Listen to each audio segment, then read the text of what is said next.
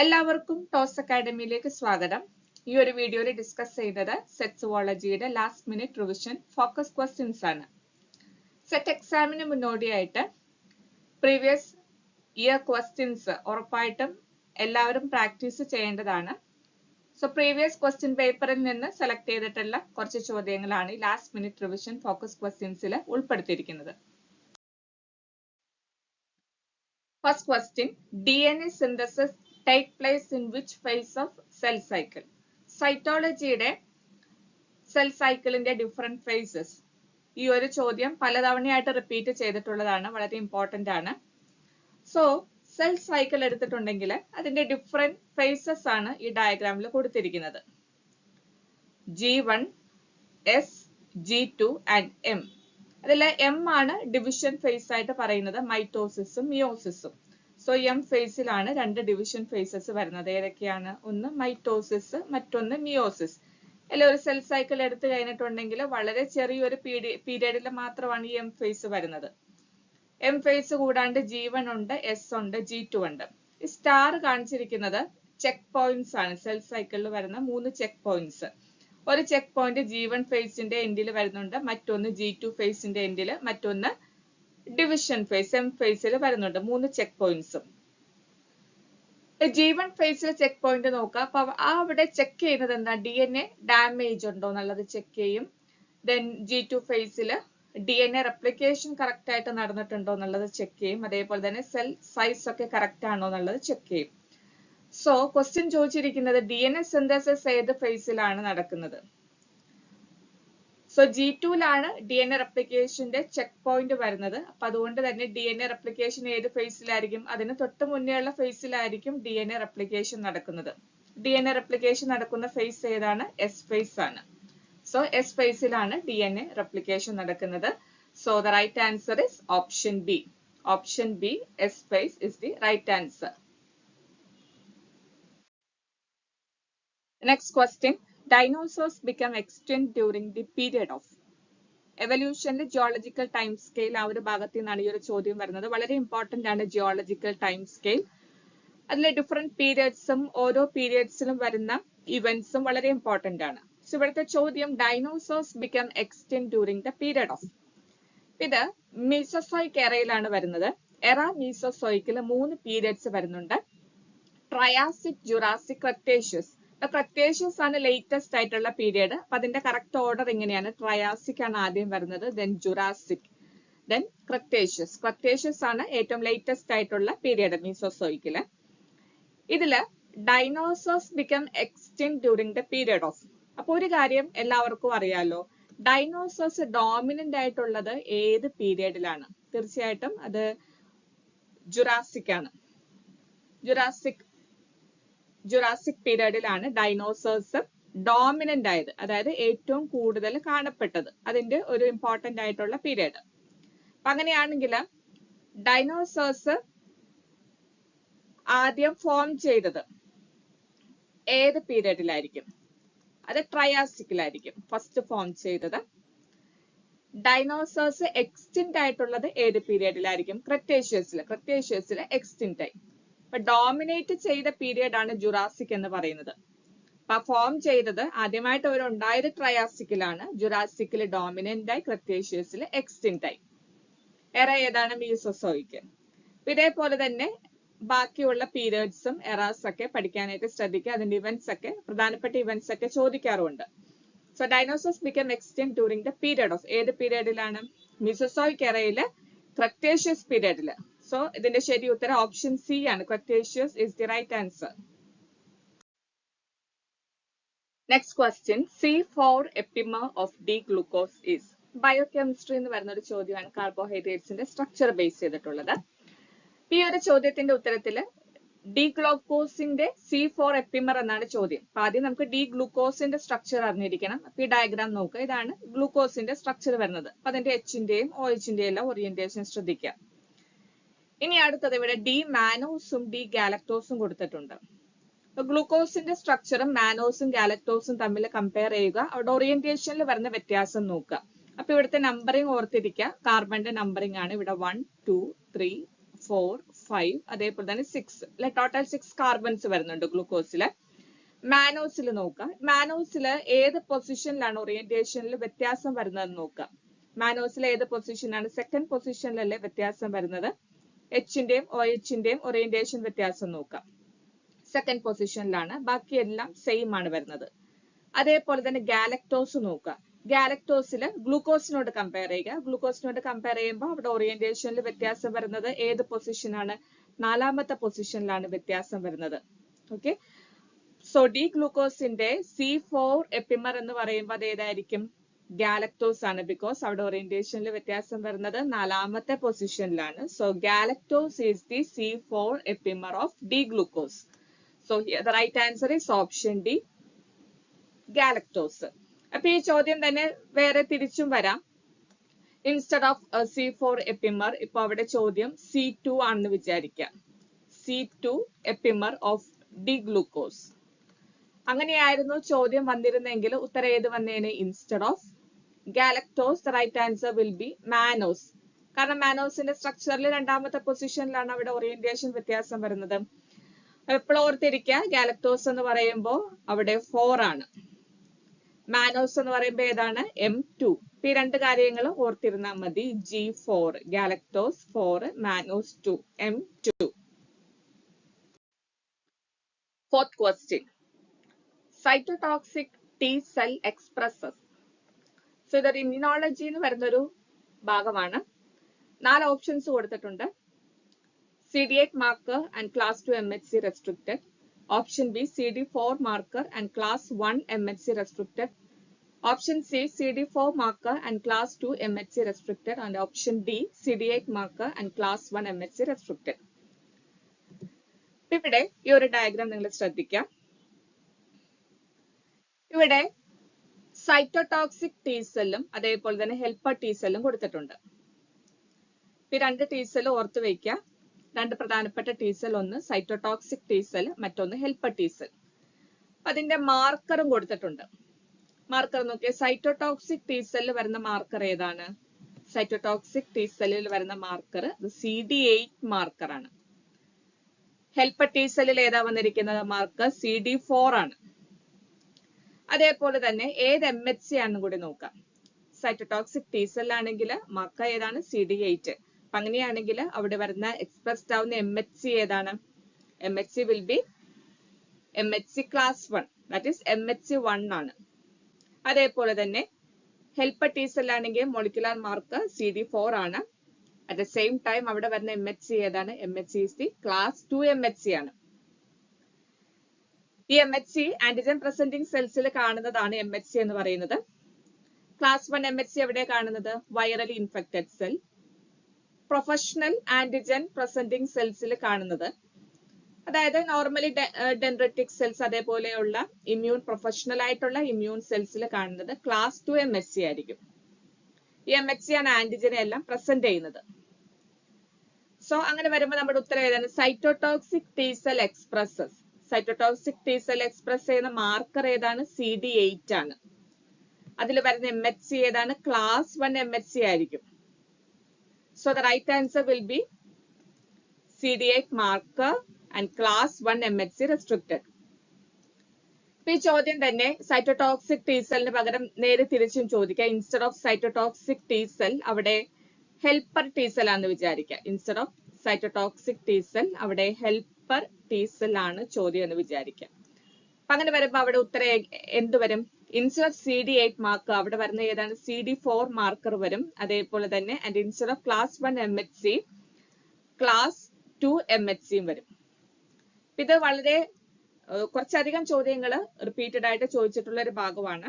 So എപ്പോഴും ഓർത്തു വരിക, സൈറ്റോടോക്സിക് T സെൽ ആണെങ്കിൽ അവിടെ CD8 ആയിരിക്കും, അതേപോലെ തന്നെ ക്ലാസ് 1 ആയിരിക്കും. ഹെൽപ്പർ T സെൽ ആയിരുന്നുവെങ്കിൽ, ഹെൽപ്പർ T സെൽ ആണെങ്കിൽ marker will be CD4 and class 2 MHC. അപ്പൊ ഏതെങ്കിലും ഒന്ന് അങ്ങ് പഠിച്ചു വെച്ചാൽ മതി, ബാക്കി അതിന്റെ നേരെ ഓപ്പോസിറ്റ് ആയിട്ട് ഓർത്തു വെച്ചാൽ മതി. CD4 ഉണ്ട്, CD8 ഉണ്ട്, class 1 and class 2 helper T cell, cytotoxic T cell. ഏതെങ്കിലും ഒന്ന് ഹെൽപ്പർ T സെൽ പഠിച്ചു വയ്ക്കുക, ബാക്കി അതിന്റെ നേരെ ഓപ്പോസിറ്റ് ആയിട്ട് ഓർത്തു വെച്ചാൽ മതി. വളരെ ഇമ്പോർട്ടന്റ് ആയിട്ടുള്ള ഒരു ഭാഗമാണിത്. The next question, for the detection of protein, which of the following blotting technique is used? Option southern blotting, northern blotting, western blotting, all of these. So നമ്മുടെ പ്രധാനപ്പെട്ട 3 ബ്ലോട്ടിംഗ് ടെക്നിക്സ് ആണ് ഓപ്ഷൻസിൽ കൊടുത്തിരിക്കുന്നത്. Southern blotting, northern blotting, western blotting. അപ്പൊ ചോദ്യം ഇവിടെ പറഞ്ഞിരിക്കുന്നത് for the detection of proteins, പ്രോട്ടീൻസിനെ ഡിറ്റക്ട് ചെയ്യാൻ വേണ്ടി യൂസ് ചെയ്യുന്ന ബ്ലോട്ടിംഗ് ടെക്നിക് ഏതാണെന്നാണ് ചോദ്യം. ഓരോ ബ്ലോട്ടിംഗ് ടെക്നിക്കും എന്തിനെ ഡിറ്റക്ട് ചെയ്യാൻ വേണ്ടിയിട്ടാന്നുള്ള കാര്യം പ്രത്യേകം ഓർത്ത് വെച്ചാൽ മതി. വളരെ ഈസിയാണ്. അപ്പൊ ഇതിന്റെ പ്രൊസീജിയർ നിങ്ങൾ പഠിക്കണം. അതോടൊപ്പം തന്നെ ബേസിക് ആയിട്ട് ഏത് DNA ആണോ അല്ലെങ്കിൽ RNA ആണോ, ദെൻ പ്രോട്ടീൻസിനെ ഡിറ്റക്ട് ചെയ്യാൻ വേണ്ടിയിട്ട് യൂസ് ചെയ്യുന്നതാണോ, ഏത് ബ്ലോട്ടിംഗ് ടെക്നിക് കൃത്യമായിട്ട് അറിഞ്ഞിരിക്കുക. സദേൺ ബ്ലോട്ടിംഗ് ആണെങ്കിൽ it is use to detect DNA. Northern blotting ആണെങ്കിൽ it is use to detect RNA. Western blotting ആണെങ്കിൽ it is use to detect proteins. അല്ലെ, വളരെ എളുപ്പമായിട്ട് ഓർത്തിരിക്കാൻ പറ്റുന്നതാണ്. പ്രൊസീജിയറും കൂടി നിങ്ങൾ നോക്കണം. സോ ഇവിടെ ശരി ഉത്തരം ഏതാണ്? 5ാമത്തെ ചോദ്യത്തിന്റെ ശരി ഉത്തരമായിട്ട് വരുന്നത് ഏതാണ്? Western blotting. So option C is the right answer. C ആണ് ശരി ഉത്തരമായിട്ട് വരുന്നത്. ഡെവലപ്മെന്റൽ ബയോളജിയിൽ നിന്ന് എടുത്തിരിക്കുന്ന ഒരു ചോദ്യമാണ് from the parthenogenesis. Question, when males are produced from unfertilized egg, it is termed as. പാർത്തനോജെനസിസിൽ വരുന്ന ഒരു ഭാഗമാണിത്. പാർത്തനോജെനസിസ് മീൻസ് അൺഫെർട്ടിലൈസ്ഡ് എഗിൽ നിന്ന് ഒരു ഓസ്പ്രിങ് അവിടെ ഫോം ചെയ്യുന്നുണ്ട്. അത് മെയിൽ ആകാം, ഫീമെയിൽ ആകാം. സോ ഓപ്ഷൻ നോക്കുക, telytoky, deuterotoky, arrhenotoky, all of these. ചോദ്യം, males are produced from unfertilised egg, it is termed as. The right answer is option C, arrhenotoky ആണ് ശരി ഉത്തരമായിട്ട് വരുന്നത്. Option C. ഇപ്പൊ ഇവിടെ ഓർത്തിരിക്കുക, AM എന്ന് ഓർത്തിരുന്നാൽ മതിയാകും. അർഹനോടോക്കി മെയിൽ. അൺഫെർട്ടിലൈസ്ഡ് എഗിൽ നിന്ന് മെയിൽ ഫോം ചെയ്യുകയാണെങ്കിൽ AM PM അങ്ങനെ ഓർത്ത് വയ്ക്കാമല്ലോ. സോ അങ്ങനെ AM ഓർത്ത് വയ്ക്കുക. അർഹനോടോക്കി ആണെങ്കിൽ അൺഫെർട്ടിലൈസ്ഡ് എഗിൽ നിന്ന് മെയിൽ ആയിരിക്കും ഫോം ചെയ്യുന്നത്. And in case instead of male, if it is female unfertilised എഗിൽ നിന്ന് ഫോം ചെയ്യുകയാണെങ്കിൽ അവിടെ ശരി ഉത്തരം ഏത് വന്നേനെ? ടെലിടോക്കി വന്നേനെ ഉത്തരമായിട്ട്. ഓക്കെ, മെയിൽ ആണെങ്കിൽ അർഹനോടോക്കി, ഫീമെയിൽ ആണെങ്കിൽ ടെലിടോക്കി. ഡ്യൂട്രോടോക്കി ആണെങ്കിലോ രണ്ടും ഫോം ചെയ്യാം, either male or female. So ഇവിടുത്തെ ശരി ഉത്തരം ഏതാണ്? Option C. അപ്പൊ ഇവിടെ നിങ്ങൾ ചോദ്യം പഠിക്കുമ്പോൾ ഇതിന് കുറച്ച് എക്സാമ്പിൾസും കൂടി പഠിച്ചു വെക്കാനായിട്ട് ശ്രദ്ധിക്കുക. നെക്സ്റ്റ് ക്വസ്റ്റ്യൻ, ജനറ്റിക്സിൽ നിന്നാണ് ഈ ചോദ്യം. Phenotypic ratio of recessive epistasis. 4 options കൊടുത്തിട്ടുണ്ട്. 9:4:3, 12:3:1, 9:7, 15:1. ഇതിൽ ഫീനോടിപ്പിക് റേഷ്യോ ആണ് ചോദിച്ചിരിക്കുന്നത്, റെസസീവ് എപ്പിസ്റ്റാസിസ്. അതിന്റെ ശരി ഉത്തരം നോക്കാം. റെസസീവ് എപ്പിസ്റ്റാസിസ് ആണെങ്കിൽ ദ റേഷ്യോ വിൽ ബി 9:4:3. 9:3:4 എങ്ങനെ വന്നാലും കറക്റ്റ് തന്നെയാണ്. The right answer option A ആണ്. സോ ഇവിടെ ചോദ്യം വന്നിരിക്കുന്ന റെസസീവ് എപ്പിസ്റ്റാസിസ് ആണ്. പക്ഷെ അത് മാത്രമല്ല, ബാക്കിയെല്ലാം നിങ്ങൾ നോക്കേണ്ടതായിട്ടുണ്ട്. ഡോമിനന്റ് എപ്പിസ്റ്റാസിസ് ഉണ്ട്, ഡ്യൂപ്ലിക്കേറ്റ് റെസസീവ് എപ്പിസ്റ്റാസിസ് ഉണ്ട്, ഡ്യൂപ്ലിക്കേറ്റ് ഡോമിനന്റ് എപ്പിസ്റ്റാസിസ് ഉണ്ട്. അതിന്റെ എല്ലാം ഫീനോടൈപ്പിക് റേഷ്യോ പഠിച്ചു വെക്കാം. ഇതിന്റെ എല്ലാം ബേസ് ഒന്നാണ്. ബിക്കോസ് നമുക്ക് ആ ഒരു ഡൈഹൈബ്രിഡ് റേഷ്യോ അറിയാലോ. എത്രയാണ് ഡൈഹൈബ്രിഡ് റേഷ്യോ? 9:3:1. ഇതങ്ങ് പഠിച്ചു വെച്ചാൽ മതി. ഇതിൽ നിന്ന് നമുക്ക് എല്ലാം കിട്ടുന്നതാണ്. സോ ഇവിടെ നോക്കാം, റെസസീവ് എപ്പിസ്റ്റാസിസ് ആണെങ്കിൽ ഇവിടെ 9:4:3 ആണ്. അപ്പൊ 9 ഉണ്ട്, 3 ഉണ്ട്. ഈ ലാസ്റ്റ് രണ്ടും അങ്ങ് ആഡ് ചെയ്താൽ മതി. 9:4:3 അല്ലെങ്കിൽ 9:3:4 നമുക്ക് അവിടെ ഉത്തരം കിട്ടുമല്ലോ. ഇനി അടുത്ത നോക്കാം, ഡോമിനന്റ് എപ്പിസ്റ്റാസിസ്. ഡോമിനന്റ് എപ്പിസ്റ്റാസിസ് എത്രയാണ്? 12:3:1. അപ്പൊ ഡോമിനന്റ് വരുമ്പോ ആദ്യത്തെ രണ്ടെണ്ണം അങ്ങ് ആഡ് ചെയ്യുക. അപ്പൊ 3 കിട്ടും. 12:3:1 നമുക്ക് അവിടെ ലഭിച്ചു. അതേപോലെ തന്നെ ഡ്യൂപ്ലിക്കേറ്റ് ഡോമിനന്റ് ആണെങ്കിലോ ആദ്യത്തെ 3 അങ്ങ് ആഡ് ചെയ്യുക. അപ്പോൾ 15:1 നമുക്ക് അവിടെ ലഭിച്ചു. അതേപോലെ തന്നെ ഡ്യൂപ്ലിക്കേറ്റ് റെസസീവ് ആണെങ്കിൽ അവസാനത്തെ 3 അങ്ങ് ആഡ് ചെയ്യുക. സോ 9:7 അവിടെ ലഭിച്ചു. അപ്പൊ ഇങ്ങനെയാണത് പഠിക്കേണ്ടത്. അപ്പൊ ബൈ ഹാർട്ട് ആക്കിയില്ലെങ്കിൽ പോലും നമുക്ക് അതിന്റെ ഉത്തരം കിട്ടുന്നതാണ്. 9:3:1 അങ്ങ് ആലോചിച്ചാൽ മതി. സോ ഇവിടുത്തെ ശരി ഉത്തരം ഏതാണ്? റെസസീവ് എപ്പിസ്റ്റാസിസ് ചോദിച്ചേക്കുന്നതുകൊണ്ട് അതിന്റെ ഫീനോടൈപ്പിക് റേഷ്യോ എത്ര? 9:4:3. Option A is right answer. Trisomy condition at 21st chromosome is known as. Options: Down syndrome, Edwards syndrome, Patau syndrome, Cru-du-Chat syndrome. ഇതും പലതവണ ചോദിച്ചിട്ടുള്ള ഒരു ചോദ്യമാണ്. അപ്പൊ എല്ലാവർക്കും ഫെമിലിയർ ആയിട്ടുള്ള ഭാഗം തന്നെയാണ്. Trisomy condition at the 21st chromosome എന്ന് പറയുമ്പോൾ അത് ഓപ്ഷൻ എ ആണ്. ഡൗൺ സിൻഡ്രോം ആണ് ശരി ഉത്തരമായിട്ട് വരുന്നത്. ഈ ഒരു രീതിയിൽ ക്രോമോസോം നമ്പർ തന്നെയാണ് റിപ്പീറ്റഡ് ആയിട്ട് ചോദിച്ചിട്ടുള്ളത്. വളരെ റെയർ ആയിട്ട് മാത്രമാണ് ഇതിന്റെ സിംറ്റംസ് ചോദിക്കാറുള്ളത്. സോ ഡൗൺ സിൻഡ്രോം എന്ന് പറയുമ്പോൾ അത് 21st ക്രോമോസോമിലെ ട്രൈസോമി കണ്ടീഷൻ ആണ്. അതേപോലെ തന്നെ trisomy condition at the 18th chromosome ആണ് എഡ്വേർഡ് സിൻഡ്രോം. പറ്റാവു സിൻഡ്രോം എന്ന് പറയുമ്പോൾ trisomy condition at the 13th chromosome.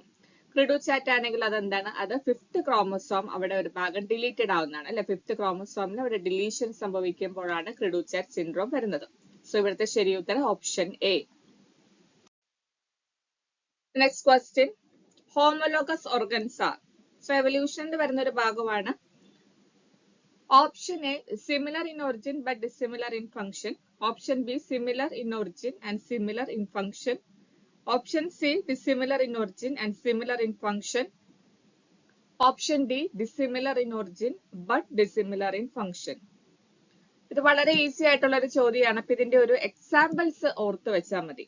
ഇവിടെ നോക്കിയ ഹോമോലോഗസ് സ്ട്രക്ചേഴ്സ് കൊടുത്തിട്ടുണ്ട്. ഡയഗ്രാം ശ്രദ്ധിക്കുക. അപ്പൊ അതില് എക്സാമ്പിൾസ് കൊടുത്തിരിക്കുന്നത് ഏതൊക്കെയാണെന്നുള്ളത് നോക്കിയാൽ ലിസാർഡ്, ബേർഡ്, ഹ്യൂമൻ, വെയിൽ.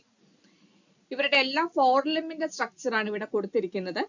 ഈ സ്ട്രക്ചർ നോക്കുമ്പോൾ വളരെ ക്ലിയർ ആയിട്ട് മനസ്സിലാകുന്ന ഒരു കാര്യം, സ്ട്രക്ചർ സിമിലർ ആണ്, ബട്ട് 4 പേരുടെ ഫംഗ്ഷൻ വ്യത്യാസമുണ്ട്.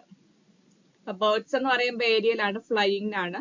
വെയിൽ എന്ന് പറയുമ്പോൾ അത് അക്വാട്ടിക് ആണ്, സ്വിമ്മിങ്ങിന് ഹെൽപ്പ് ചെയ്യും. അതേപോലെ തന്നെ ഹ്യൂമണും ലിസാർഡും കൊടുത്തിട്ടുണ്ട്. 4 പേരുടെയും ഫംഗ്ഷൻ വ്യത്യാസമുണ്ട്, പക്ഷെ ഇവർക്കെല്ലാം സിമിലർ സ്ട്രക്ചർ ആണ്. സോ അതാണ് ഒരു ഹോമോലോഗസ് സ്ട്രക്ചേഴ്സ് അല്ലെങ്കിൽ ഹോമോലോഗസ് ഓർഗൻസ് എന്ന് പറയുന്നത്. സിമിലർ ഇൻ ഒറിജിൻ ആണ്, പക്ഷെ ഫംഗ്ഷൻ ഡിസിമിലർ ആണ്. എന്തുകൊണ്ടാണ് അങ്ങനെ വരുന്നത്? സിമിലർ ഇൻ ഒറിജിൻ ആവുന്നത് എങ്ങനെയാണ്? Because they have a common ancestor. ഇവരുടെ എല്ലാം ആൻസെസ്റ്റർ സെയിം ആയതുകൊണ്ടാണ് ഒറിജിൻ സിമിലർ വരുന്നത്, അല്ലെ സിമിലർ സ്ട്രക്ചർ വരുന്നത്. പക്ഷെ ഫംഗ്ഷൻ അവരേത് ഹാബിറ്റാറ്റിലാണോ അതനുസരിച്ചിട്ട് അവരുടെ ഫംഗ്ഷൻ വ്യത്യാസമുണ്ട്. ഇനി ഇതിന്റെ നേരെ ഓപ്പോസിറ്റ് ആണ് ഹോമോലോഗസ് ഓർഗൻസിന് പകരം അവിടെ അനലോഗസ് ഓർഗൻസ് വരാം. അപ്പൊ അവിടെ എക്സാമ്പിൾ നോക്കാം. വെയിൽ കൊടുത്തിട്ടുണ്ട്, ടേർട്ടിൽ, ഫിഷ് ആൻഡ് പെൻഗ്വിൻ. ഇതിന്റെ സ്ട്രക്ചർ നോക്കുകയാണെങ്കിൽ സ്ട്രക്ചർ എൻറ്റയർലി ഡിഫറെന്റ് ആണ്, ഡിഫറെന്റ് സ്ട്രക്ചർ. പക്ഷെ അവരുടെ എല്ലാം ഫംഗ്ഷൻ സിമിലർ ആണ്. ബിക്കോസ് ഈ 4 പേരും അക്വാട്ടിക് ആണ്. അപ്പൊ അതുകൊണ്ട് തന്നെ ഫംഗ്ഷൻ സിമിലർ ആണ്, ഡിഫറെന്റ് സ്ട്രക്ചർ ആണ്. ഡിഫറെന്റ് സ്ട്രക്ചർ എന്ന് പറയുമ്പോൾ അവരുടെ ആൻസെസ്റ്റർ അവിടെ ഒരു കോമൺ ആൻസെസ്റ്റർ വരുന്നില്ല.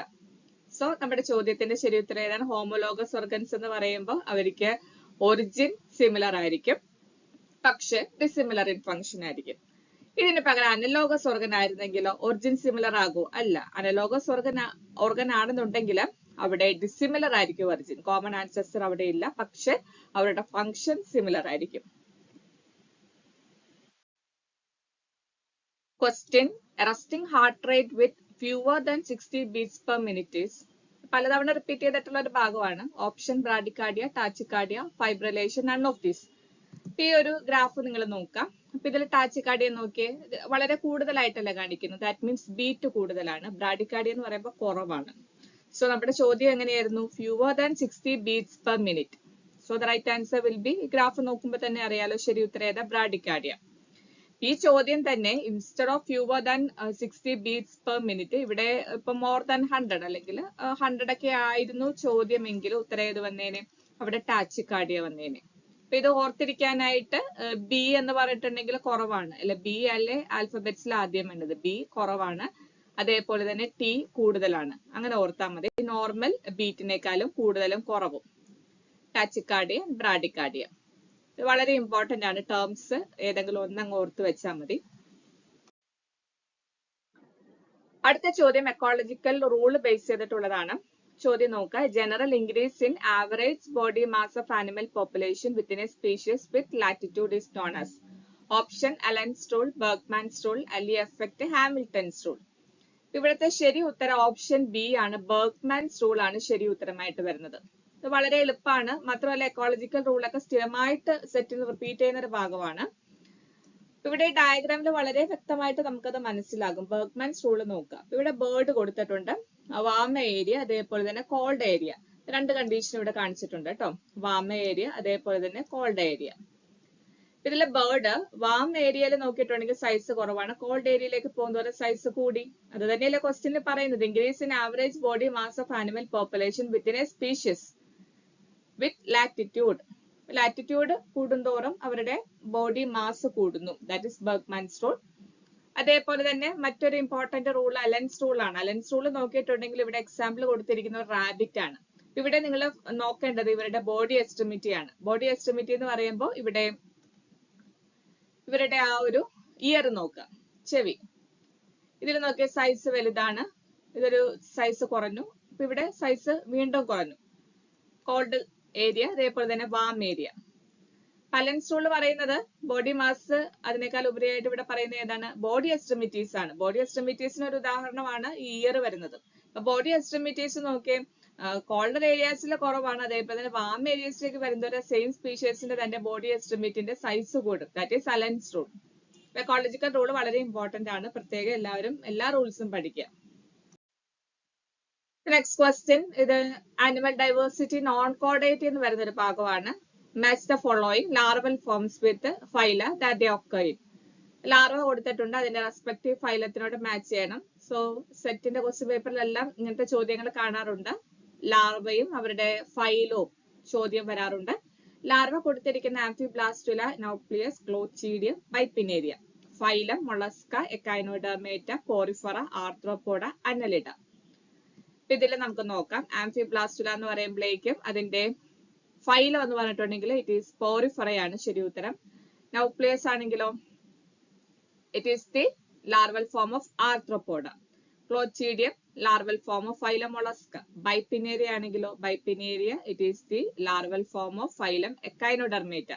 എക്കൈനോഡെർമേറ്റയുടെ പ്രത്യേകത അവിടെ ക്ലാസ്സസ് ഓരോ ക്ലാസ്സസിലും സെപ്പറേറ്റ് ആയിട്ട് ലാർവൽ ഫോംസ് ഉണ്ട്, കോമൺ ആയിട്ടല്ല. ഓരോ ക്ലാസ് എടുക്കുകയാണെങ്കിൽ ഓരോ ക്ലാസ്സിനും ലാർവൽ ഫോംസ് വ്യത്യാസമുണ്ട്. അപ്പൊ അതെല്ലാം ഫോക്കസ് കൊടുത്ത് പഠിക്കാനായിട്ട് ശ്രദ്ധിക്കുക. അപ്പൊ നമ്മുടെ ശരി ഉത്തരം ഏതാണ്? A3. A3 തന്നെ അവിടെ ഒരു ഉത്തരം മാത്രമല്ലേ ഉള്ളൂ. അപ്പൊ ശരി ഉത്തരം ഏതാണ്? First one A3, P4, C1 and D2. Next question, developmental biology എന്നാണ്. Which type of blastula is seen in insect? ഇൻസെക്റ്റിൽ കാണുന്ന ബ്ലാസ്റ്റുല ടൈപ്പ് ഏതാണ്? വളരെ ഇമ്പോർട്ടന്റ് ആണ്, DBയില് ബ്ലാസ്റ്റുല ടൈപ്സ് ഒക്കെ ചോദിക്കാറുള്ളതാണ്. Option coeloblastula, option B stereoblastula, option C discoblastula and option D periblastula. ശരി ഉത്തരം ഏതാണ്? Option D periblastula is the right answer. The next question, a gene influences two or more seemingly unrelated phenotypic trait is termed as. അതായത് ഒരു gene തന്നെ multiple traits, unrelated ആയിട്ടുള്ള phenotypic ട്രേറ്റ്സിനെ ഒരു single gene control ചെയ്യുന്നുണ്ട്. A gene influences two or more seemingly unrelated phenotypic trait is termed as.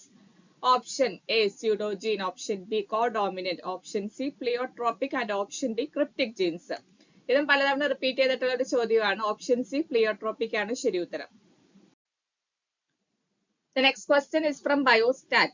The problem ആണ്, the sum of squares of deviation for 10 observation taken from mean 50 is 250, then the coefficient of variation is. So coefficient of variation കണ്ടുപിടിക്കാനുള്ള equation ആണ് CV, that is standard deviation by mean into 100. ഇതാണ് നമ്മുടെ equation. അപ്പൊ ഇവിടെ ചോദ്യത്തിൽ തന്നിരിക്കുന്ന നോക്കുക. ചോദ്യത്തില് ഇവിടെ മീൻ തന്നിട്ടുണ്ട്. മീൻ ഈസ് 50. സോ മീൻ നമുക്ക് ലഭിച്ചു, ദാറ്റ് ഈസ് 50 ആണ്. ഇനി നമുക്ക് ലഭിക്കേണ്ടത് സ്റ്റാൻഡേർഡ് ഡീവിയേഷൻ. ചോദ്യത്തിൽ പറഞ്ഞിരിക്കുന്നത് എന്താ? Sum of squares of deviation for 10 observation taken from mean 50 is 250. ഇപ്പൊ ഡീവിയേഷൻ അവിടെ കൊടുത്തിട്ടുണ്ട്. സോ സ്റ്റാൻഡേർഡ് ഡീവിയേഷൻ നമ്മൾ കണ്ടുപിടിക്കുന്നത് എങ്ങനെയാണ്? സ്റ്റാൻഡേർഡ് ഡീവിയേഷൻ ഇവിടെ നമുക്ക് കണ്ടുപിടിക്കാനായിട്ട് standard deviation equal to root of ചോദ്യത്തിൽ തന്നിരിക്കുന്ന 250 divided by 10. സോ നമുക്ക് ഇവിടെ ഉത്തരമായിട്ട് റൂട്ട് ഓഫ് 25, ദാറ്റ് ഈസ് 5 ആണ് സ്റ്റാൻഡേർഡ് ഡീവിയേഷൻ നമുക്ക് ലഭിക്കുന്നത്. അത് ഇനി ഞങ്ങൾ സബ്സ്റ്റിറ്റ്യൂട്ട് ചെയ്താൽ മതി. Coefficient of variation is 5 divided by mean is 50 into 100. അവിടെ നമുക്ക് ഉത്തരമായിട്ട് ലഭിക്കുന്ന എത്രയാണ്? 10% ആണ് ശരി ഉത്തരം. So here the right answer. ശരി ഉത്തരം ഏതാണ്? Option C and 10% is the right answer. The next question, a phase contrast microscope is used to option localize cell structures stained with fluorochromes.